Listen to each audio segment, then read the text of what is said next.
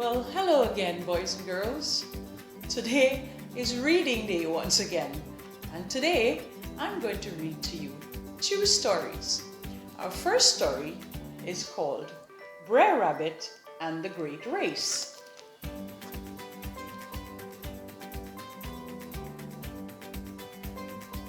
Brer Rabbit and the Great Race.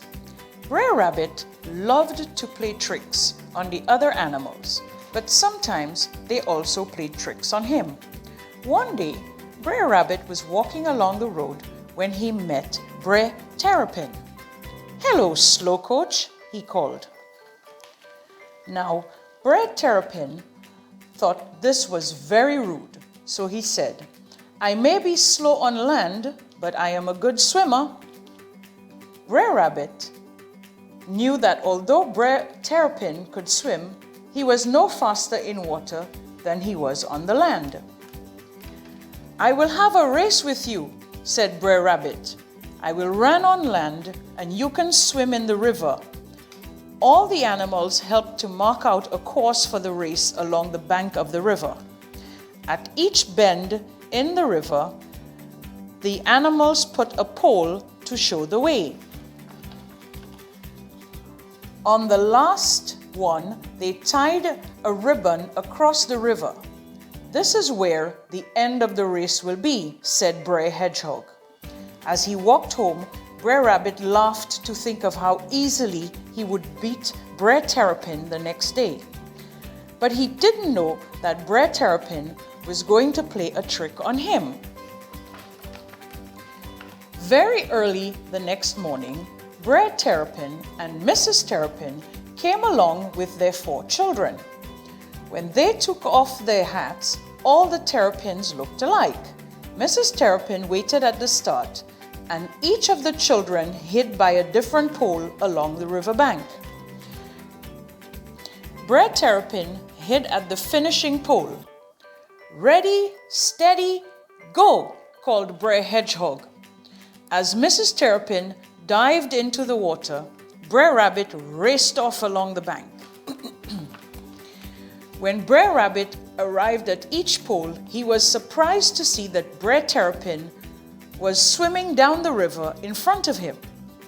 "I didn't think Brer Terrapin could swim so fast," he panted. And as Brer Rabbit reached the end of the race, he was amazed to find that Brer Terrapin was already waiting at the finishing pole. "Did you lose your way?" asked Brer Terrapin, and all the other animals laughed at the trick that they had played. Brer Rabbit could not understand how he lost the race, but he was careful not to tease Brer Terrapin the next time he saw him. Finally, boys and girls, Brer Rabbit got tricked. And that is the end of our first story.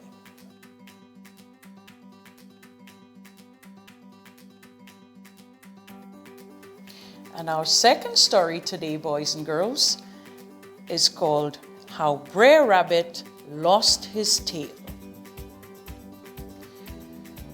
Many years ago, Brer Rabbit had a tail that was long and bushy, just like a squirrel's.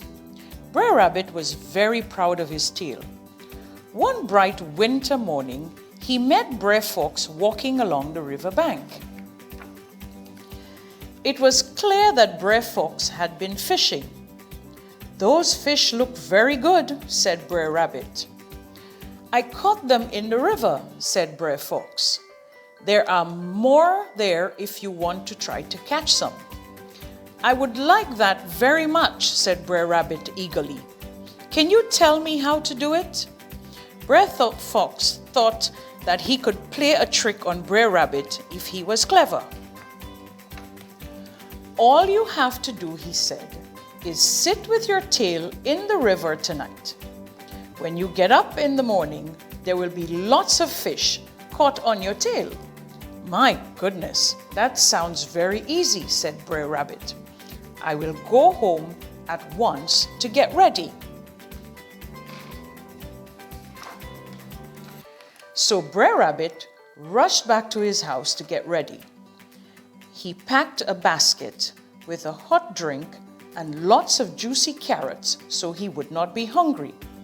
Later that evening, he put on his big coat and his long red scarf and pulled on his woolly hat so that his head would be warm too. "Now I am ready to go and catch lots of fish," said Brer Rabbit. And off he went to the riverbank. It was very, very cold that night. Brer Rabbit sat on a rock in the river with his tail in the icy water. By the morning, poor Brer Rabbit felt very tired and quite frozen. "I must be catching a fine lot of fish with my tail," he said to cheer himself up. "Let's see how many fish I have caught," said Brer Rabbit as he tried to pull his tail out of the water. But Brer Rabbit found that his tail had frozen in the river, and as he tried to stand up, it snapped off. "Brer Fox has played a trick on me," said Brer Rabbit as he looked at his white fluffy stump. "I have no fish and no tail either." And that is why all rabbits now have a little fluffy white bobtail instead of a long bushy tail. And that, boys and girls, is the end of our second story. And we see how Brer Rabbit was once again tricked by his friend.